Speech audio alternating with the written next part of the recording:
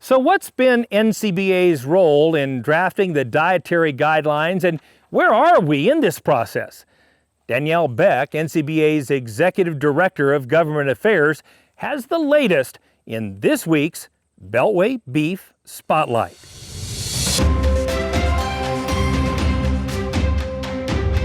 NCBA has been actively involved in the development of the 2020 Dietary Guidelines for Americans since day one.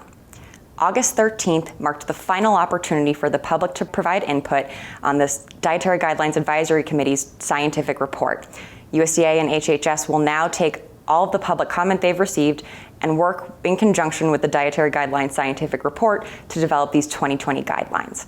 Since day one, NCBA has been involved in this process, trying to preserve beef's role in a healthy diet. You know, the science is on our side, but we've also been fighting not only to ensure that that science is recognized, but to prevent non-scientific commentary and activist agendas from creeping its way into this conversation, similar to what we saw in 2015. Many producers watching will recall that in 2015, sustainability was a huge topic of conversation, and an activist agenda tried to result in guidelines that encouraged folks to reduce their intake of red meat and beef specifically as part of their overall environmental agenda. In 2020, many of those same mistakes did not exist simply because the U.S. Department of Agriculture and HHS under this administration took several steps to prevent it.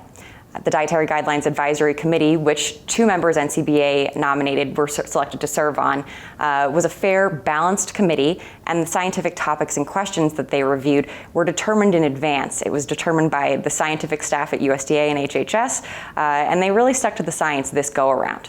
You know, again, we know that the science is on our side when it comes to beef's role in a healthful diet. NCBA, through the checkoff, though, submitted more than 21 sets of comments highlighting over 100 gold standard research studies that highlight that data.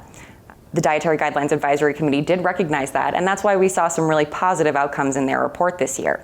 You know, for the first time ever, the DGAC looked at dietary recommendations for the birth to 24-month age range. That was influenced by the 2014 Farm Bill. The B to 24 recommendations also acknowledge that beef can be a food for health, especially in the early years, and we were very pleased to see that recognition. Now that this comment period has closed, USDA and HHS will be working together to put pen to paper on the 2020 dietary guidelines, which we expect to be published later this year, likely in December. We're grateful for every single producer who took the time to comment and engage in this process. You know, the science is on our side, but ultimately there are a lot of voices who engage, all of whom represent very different agendas.